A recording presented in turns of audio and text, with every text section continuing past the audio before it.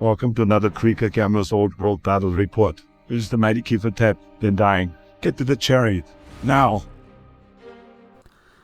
Okay, so this is a quick report as I was developing my list. You see I've got a Scorpion, a Necrosphinx, there's my Hierophant with the Amulet of the Serpent in with the 30 archers, so that's a level 4. Probably going to take Elementalism. And there's my Ushabti. So this was their first game with the Ushabti, with the war bows. And then I've got a big block of Tomb Guard. I think I've got about 24 with my King in there with the Ogre Blade. I've got the War Sphinx, some Swarms, and another Scorpion out on the flank.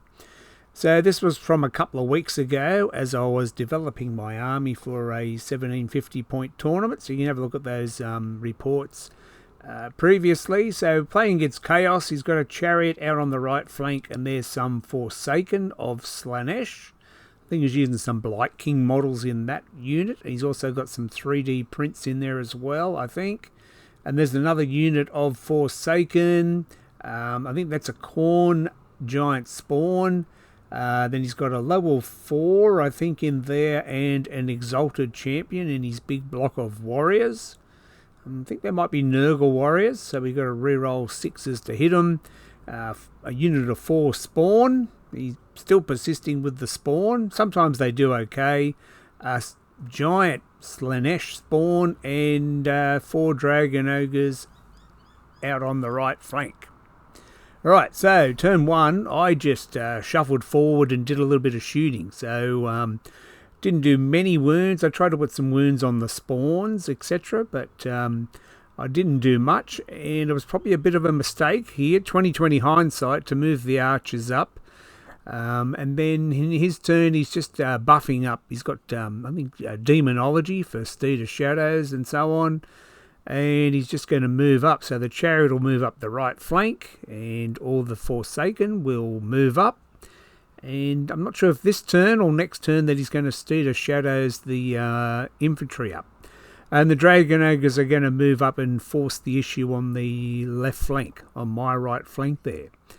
And the Giant Spawns get a bit of a move on. I think the Slaanesh one moved up onto the hill to challenge the Necrosphinx.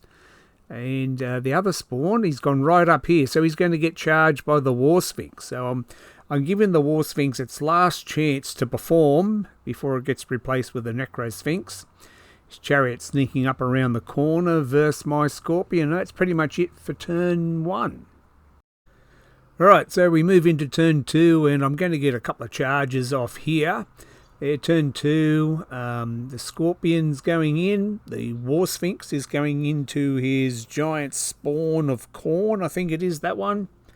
And that Scorpion's going to go into the Dragon Ogres. I was hoping maybe I could get a killing blow, you never know. You never know your luck, so I thought I'd try it, and my Necrosphinx flies over the top to get behind him. So it's the big chance for the War Sphinx to do something here against the Giant Spawn. And for the other Scorpion to go in and kill some Forsaken. So that Scorpion went in there to the Forsaken on my left flank there. Maybe I can get a killing blow off there, but it doesn't go so well. The War Sphinx does really well. I think maybe I cast Curse of Years on the Spawn as well. So maybe I took Necromancy this game. Well, that was my level 2, but level 2 might have had Necromancy. The Scorpion goes in here, doesn't even scratch the Dragon Ogres, and then the Dragon Ogres kill the Scorpion. This Scorpion fighting the Forsaken doesn't do so good, but I do well here. The War Sphinx wants to stay in the army, and he does really well. Kills the Spawn, overruns, and then reforms to threaten his infantry. But I've taken a couple of wounds on the War Sphinx. And then the Dragon Ogres just murder that Scorpion. They're going to overrun and then reform, and then they will be on the flank of my archers with the Hierophant in there. So spoiler alert, that's a bit of a disaster. And then I think I'm going okay here. I've got the Tomb Guard, I've got the Necrosphinx on his flank, I've got some Swarms coming up. Yeah, so his Dragon Ogres overran, and then they passed their test, and so they reform there to get on the flank of the archers. So it's not looking good for the Hierophant in the big block of poison archers. And then on his turn, so the Dragon Ogres are going to go in there and murder and mayhem.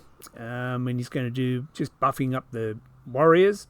His chariot's going to come in and get the Scorpion.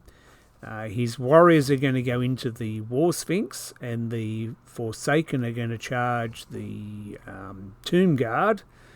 And yeah, that's a disaster there. The archers are going to just get hammered by the Dragon Ogres. So my War Sphinx has to hold, but the warriors, he's got an Exalted Champion in there, so he just finishes off the War Sphinx. It took a couple of wounds from the spawn. And then the Dragon Ogres here are just chopping into skeletons. He's got 3 Dragon Ogres in contact there. Spawn are shambling up, and the giant spawn's moving up there as well. So he finishes off the Scorpion. He's going to overrun with the chariot towards the War Sphinx. Doesn't quite make it, but the warriors take care of the War Sphinx anyway. So the War Sphinx killed a spawn, and then he died. And you can see the aftermath here. Lost a few Tomb Guard. We're just going to push the Forsaken back. We killed a couple. And they've got a lot of skeletons left there, but in a second there'll be like half of them left. So they crumble quite a lot. I don't have a battle standard or anything, so they crumbled a lot, and so my Hierophant probably only has one more turn to live there. My Tomb Guard are doing okay. My level 2 drops out of the unit, and we're heading into turn 3, I think. So not looking so good. Alright, so we did make it into turn 3, and I was shuffling about here, and he's setting up for a charge, a combined charge with the Forsaken, the Warriors, and getting him out some buffs for his Warriors as well. Gaze of the Gods, I've got some little cards for Gaze of the Gods. My Hierophant is now dead, so my army is starting to crumble in a minute because the Dragon Ogres have killed them. And the Dragon Ogres are about to charge my bow Ushabti, and then he's getting just manages to get a nice little combined charge there off onto the Tomb Guard with the Forsaken, the Warriors, and the Chariot in the flank. The Dragon Ogres are into my Ushabti. Even the Spawn are trying to get up and get into combat to have a bit of fun.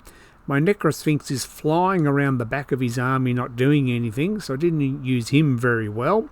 Well, he would have been alright later on. And then the King gets into a challenge with the Exalted Champion and dies. So there's my King laying there on his back. He's going to have to be resurrected for another battle. And yeah, it's pretty bad. So we sort of call it at the end of this turn. We fight out these combats just to see what would happen.